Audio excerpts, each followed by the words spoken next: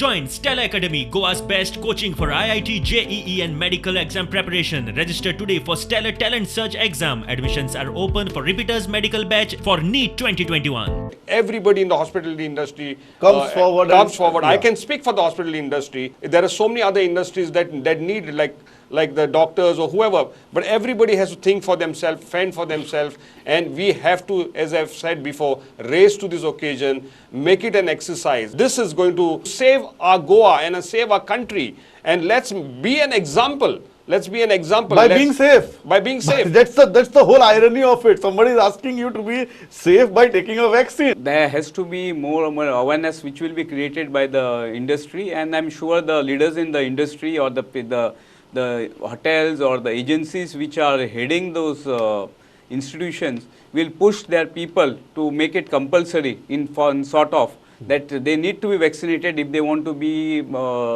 come in the premises of those places. We have already taken the initiative, and at Kundaim Industrial Estate and at Verna Industrial Estate, we have already started vaccinating the people. I mean, we have taken a proactive step. But the problem is there is lot of misinformation. And because of that misinformation, people tend to avoid, people tend to hesitate. I just want to tell here is that this is a war between the virus and the vaccine.